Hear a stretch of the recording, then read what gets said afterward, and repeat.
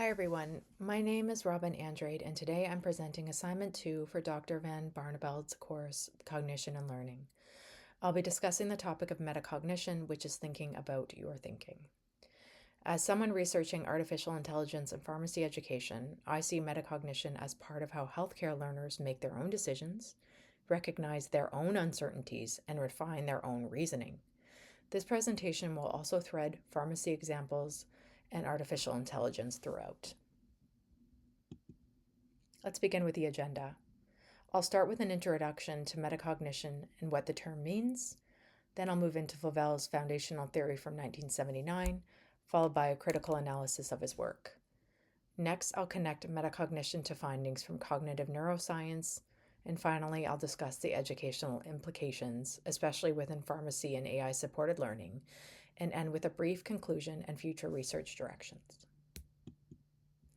When broken down, the ancient Greek word meta is a prefix with several meanings, including with, after, or beyond. Cognition refers to the process involved in acquiring knowledge. Together, metacognition means beyond cognition, and more commonly understood as the awareness of an understanding of one's own thinking. Metacognition involves being able to notice what we understand, what we don't understand, and how effectively we are learning. It includes monitoring our thinking, evaluating our progress, and adjusting our strategies when needed. Metacognition has become even more important today because learners navigate increasingly complex information environments, including AI-generated content and rapidly evolving clinical information. The ability to monitor and adjust one's own thinking is now a key professional skill in health professions education and beyond. Let's move into Flavel's theory. John H. Flavel was a world-renowned psychologist who specialized in young children's cognitive development. His paper upon review in this presentation is called Metacognition and Cognitive Monitoring, a new area of cognitive development inquiry, and was published in 1979. He was a leader in his field and served as the head of important organizations such as the Society for Research in Child Development. I found metacognition to be a challenging topic, but I also found an example from Flavel useful in assisting me in furthering my own comprehension. I'd like to direct your attention to the quote in the middle of the screen. Metacognition refers to one's knowledge concerning one's own cognitive processes or anything related to them. I am engaging in metacognition if I notice that I am having more trouble learning A than B, or if it strikes me that I should double-check C before accepting it as fact. When you notice that A is harder to learn than B, you're monitoring your own learning process. You're aware of your level of understanding. When you decide to double-check C before accepting it as fact, you are regulating your cognition. You're taking deliberate action to verify the information that you have received and improve the accuracy of your own thinking. Flavel explains that metacognition involves both monitoring and controlling our thinking throughout 4 interconnected components: metacognitive knowledge, metacognitive experiences, goals, and strategies. Metacognitive knowledge refers to what we know about ourselves as learners. Metacognitive experiences are the thoughts or feelings that arise during our thinking. Goals guide our cognitive activity, and strategies are methods that we use to achieve those goals. Together, these elements help shape how we plan, monitor, and evaluate our learning. Let's begin with metacognitive knowledge. This is what we know or believe about how we think and learn. Flavel breaks it down into 3 main parts: person, task, and strategy knowledge. Person knowledge is about understanding ourselves and others as learners. For example, maybe a pharmacy student knows that they learn better listening. For example, maybe a pharmacy student knows they learn better by listening than by reading, so they use a platform like Speechify, which can turn text to audio, this way that they can listen rather than read.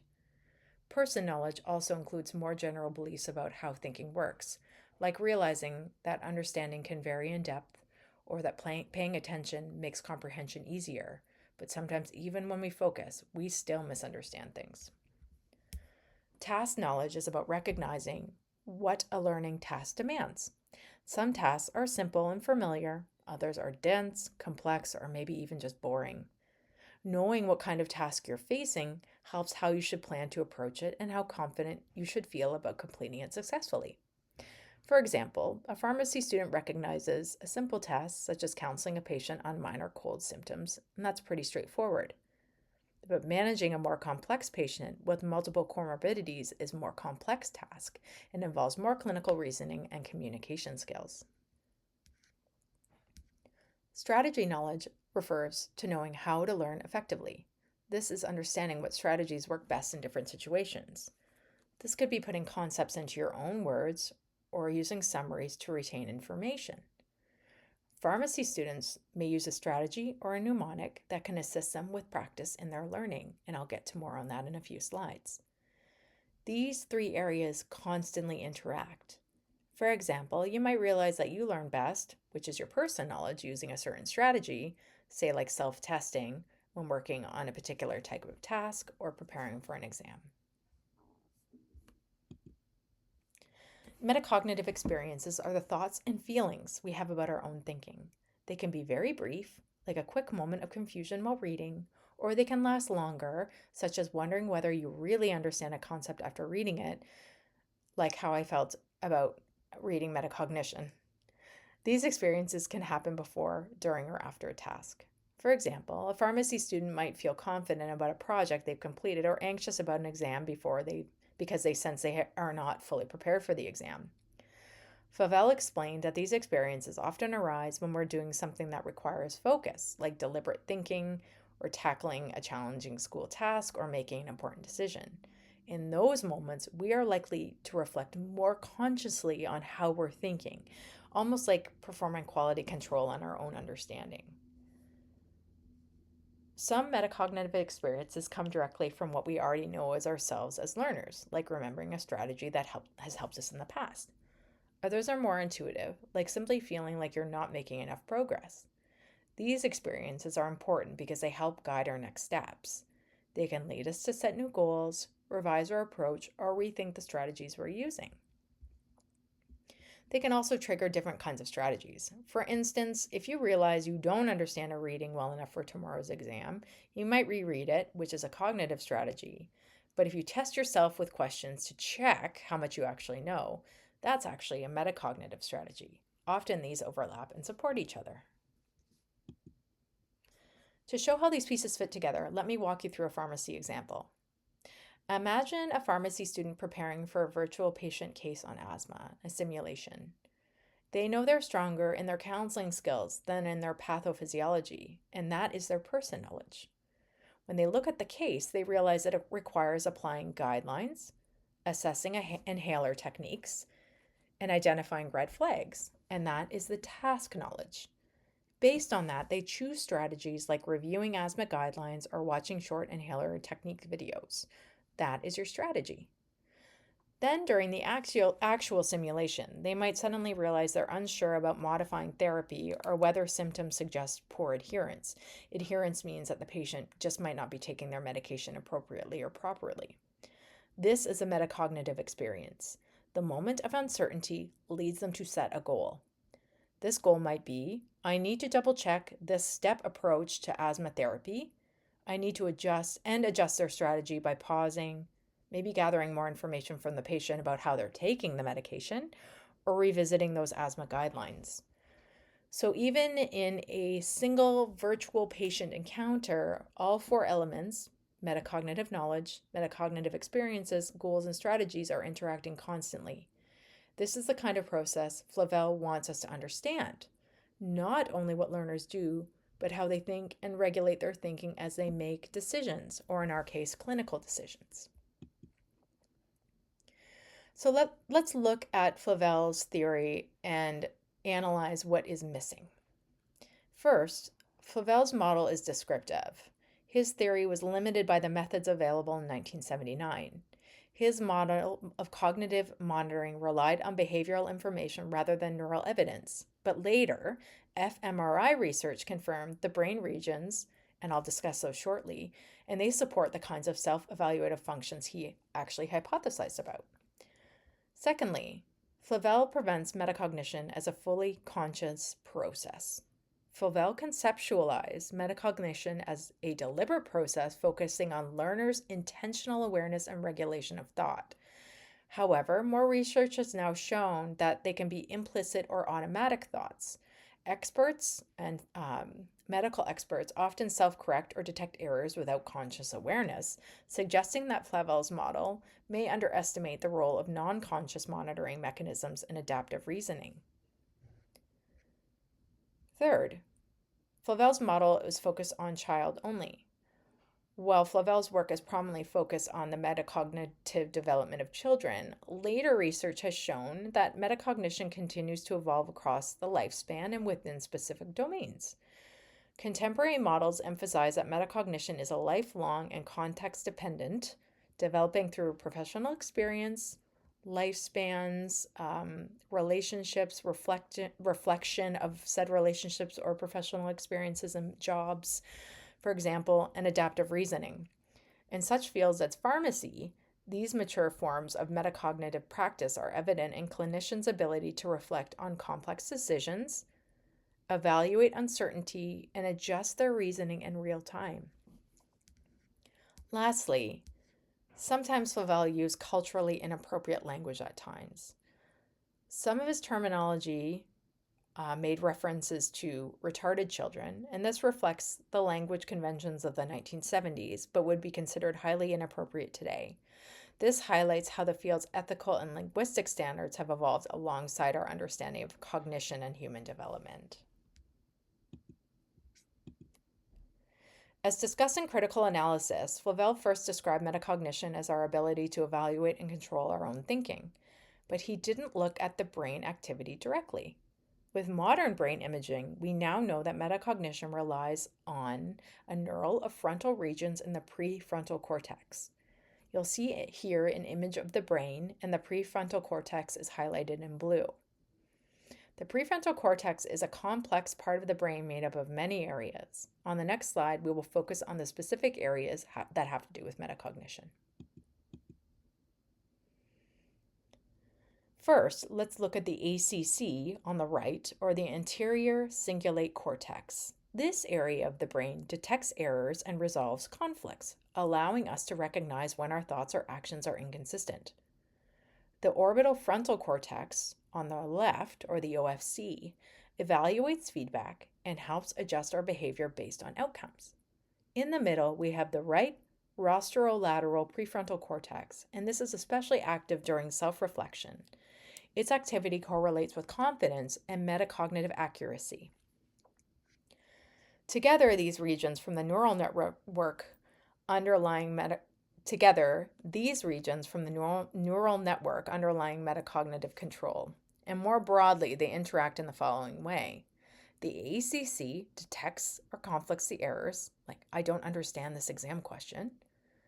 The OFC helps strategies to adjust your behavior during that situation, such as, maybe I should skip this question and return to it later, which probably is not the best solution. And the rosterolateral prefrontal cortex supports that high-level reflective awareness once you're done. When you leave the exam, maybe you're thinking, I was not satisfied on how well I performed here. This interconnected system enables us to think about our thinking, to monitor, evaluate, and regulate our cognitive processes in real time. I created a quick summary chart to go over the regions of the brains, their main functions, their role in metacognition, and the author who has been researching said topics. To review, the ACC detects the errors and might focus on, did I just make a mistake? The OFC evaluates that feedback and guides adjustment. What should I do next time differently? And the right rosterolateral prefrontal cortex reflects on the thoughts and the confidence. I don't think I did very well here, or how well did I do?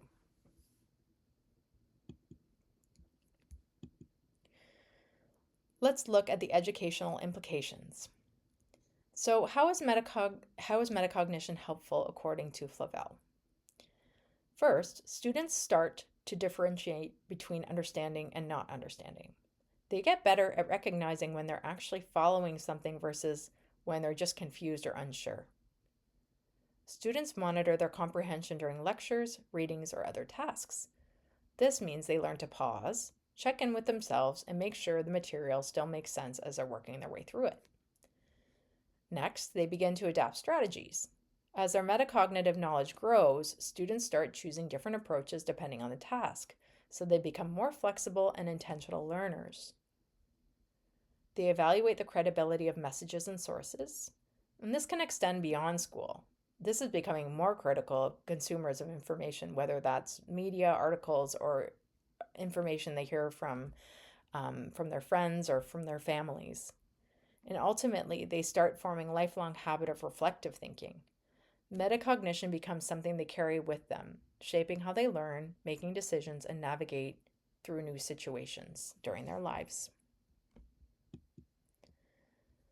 I'd like to look at an educational implication of artificial intelligence in pharmacy education. In pharmacy education, mnemonics and acronyms like Scholar Quest, which is shown on the screen, isn't just a checklist. It's actually a metacognitive tool. When students prepare for a patient encounter using these frameworks, or acronyms or mnemonics, they're pretty much all interchangeable here. Students prepare, they're planning how they're going to think about the situation, what information they need from the patient, what questions they'll ask the patient, and how they'll make that decision, which is essentially metacognition. Using these frameworks help students monitor their understanding during the interaction with the patient and noticing when something doesn't make sense. They might be missing information or know when they need to adjust their strategy. If you look at Scholar, for example, the word Scholar spell out symptoms, characteristics, history, onset, location, aggravating factors, or remitting factors. So students then will remember to ask those questions using that acronym. As we move into AI-enhanced virtual patient simulations, virtual patients can scaffold the same process, being programmed using acronyms like Scholar Quest. This can prompt reflection, and they can also give adaptive feedback, and it can ask students to evaluate their own confidence. So mnemonics like Scholar Quest bridge a gap between human metacognition and the kind of adaptive reasoning we're designing into these AI systems. And they can practice over and over again, also building up their confidence. So looking into conclusion and future research. In conclusion, metacognition provides a powerful lens for understanding how learners monitor, evaluate, and regulate their thinking. Flavel gave us that original framework, and neuroscience now shows us the underlying brain processes that support these skills. Looking ahead, there are several areas for future research that might look a little promising. One involves helping students improve their metacognitive knowledge and calibration, which means becoming more accurate in judging what they know, what they don't know, and what they still need to learn. This skill is particularly important in pharmacy education, where recognizing uncertainty directly affects the quality and safety of clinical reasoning and decision-making with patients. Ensuring that students can confidently identify when they don't know something may be as important as knowing the right answer. And there can be quizzes performed in classes that are low-stakes quizzes that can test students' knowledge and give them feedback on where they need to learn these skills, and that will help reinforce their metacognition. Secondly, we have to talk about artificial intelligence. This has transformative potential, and it's the integration of artificial intelligence into pharmacy education. AI-driven tools such as virtual standardized patients, which is what I'm researching in my PhD, and adaptive simulations, and using large language model tutors and automated feedback systems offer new ways to support metacognitive development. I won't go into confirming if the information is right or not in this presentation, but it is a tool to enhance that development. For example, AI systems can prompt learners to articulate their reasoning or guide them through reflective debriefs or a clinical encounter. In pharmacy training, AI-based patient simulations can respond to student questioning, creating authentic scenarios that require students to monitor their understanding and recognize their gaps in their own learning. They can also practice that self-regulation in real time as they are learning the material. They might not be able to do so in a lecture space. Okay, I have 3 slides of references here, and thank you so much for listening to my presentation.